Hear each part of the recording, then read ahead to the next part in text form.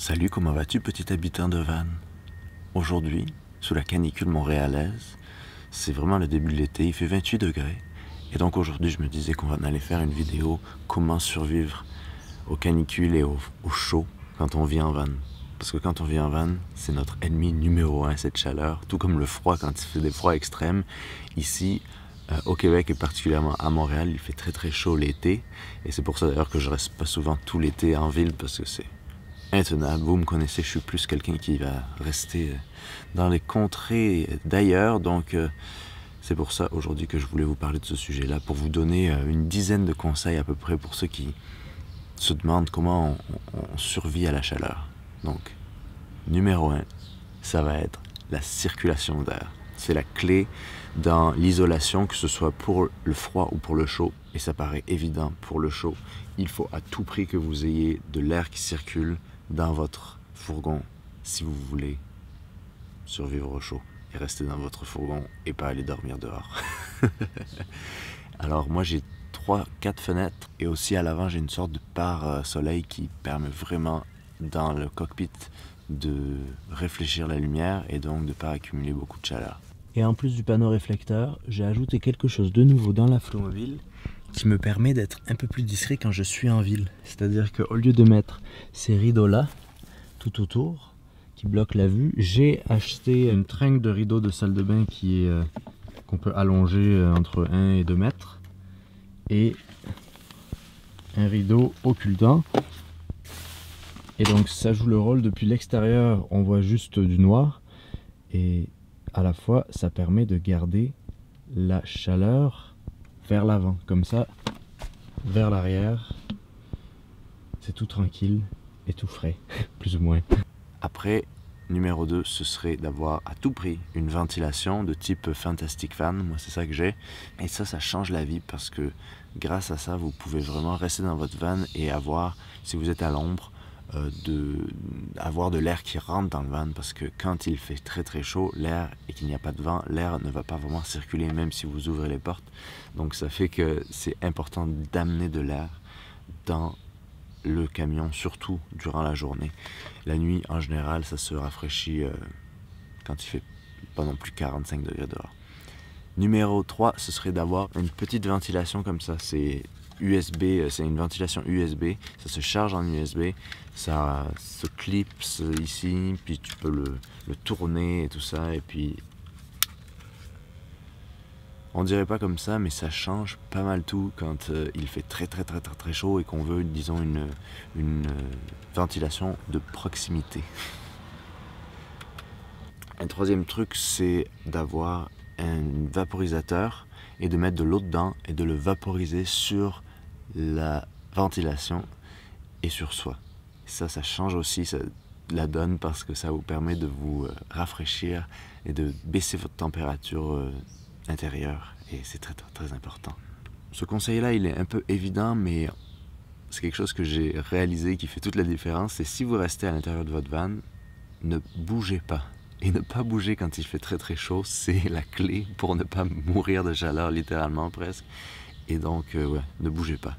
Après, vous avez un véhicule, votre maison, qui est mobile. Donc, ça fait que vous pouvez aller n'importe où.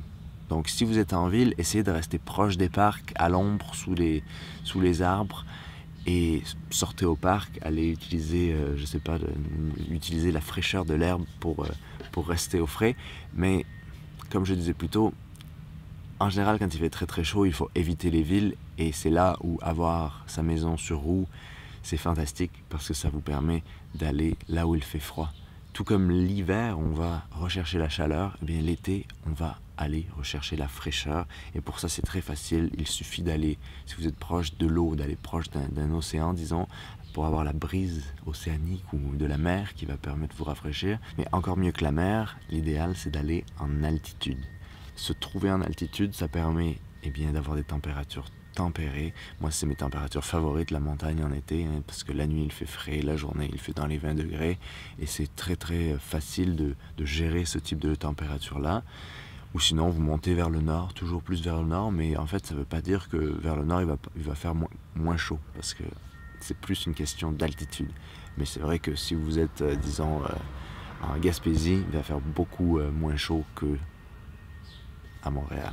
Donc, il y a tous ces petits paramètres-là. Si tu peux pas nécessairement aller dans des endroits frais, tu peux quand même trouver de la fraîcheur en ville.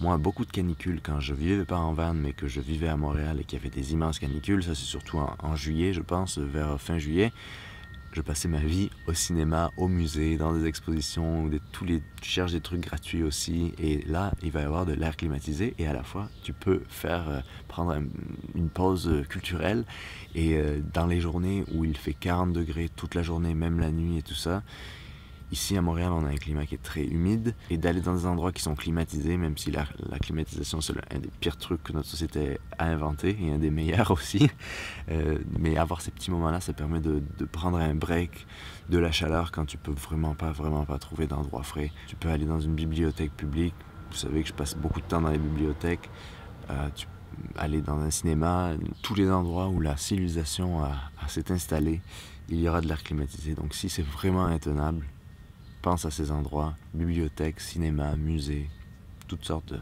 de lieux qui peuvent aider à se rafraîchir. Mais le conseil idiot, mais qu'on oublie, c'est surtout de boire et de se désaltérer et de ne pas faire trop de mouvements possibles et de chercher la fraîcheur partout où elle est, de n'importe quelle forme qu'elle soit. Et aussi, si tu peux, c'est faire toutes ces choses-là pour se rafraîchir, particulièrement avant d'aller dormir, parce que dormir dans la chaleur, c'est impossible de s'endormir en général, et donc c'est très important de se rafraîchir le corps, de se rafraîchir l'esprit pour bien dormir, parce que sinon, l'été, ça va être des nuits très difficiles quand tu vis en van.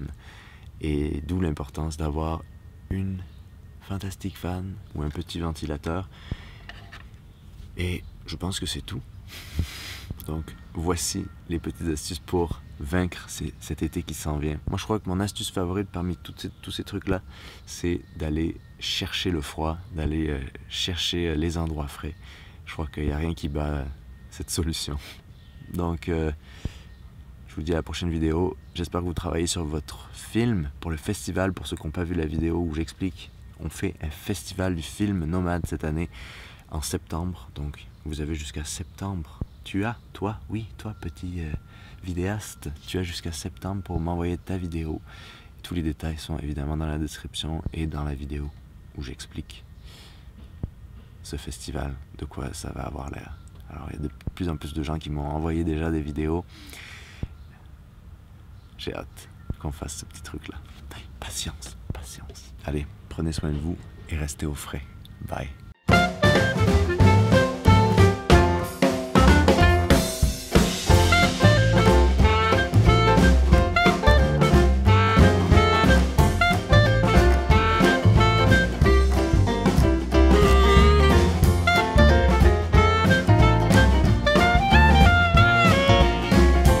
On s'en va à l'aéroport et c'est pas pour prendre l'avion, imaginez-vous. Alors s'il y a des petits rigolos qui savent pourquoi je vais à l'aéroport et que je vais pas prendre l'avion, moi je dis bravo. Mais il faut trouver une place. C'est le parking où d'habitude je mets la Flowmobile si je prends l'avion et que je reste long terme. Mais j'essaie d'être proche du terminal parce que je suis paresseux aujourd'hui. Et ok, on va essayer ici. Attention, le plus proche qu'on peut. Je suis pas du tout le seul road trek ici. C'est la communauté road trek à l'aéroport.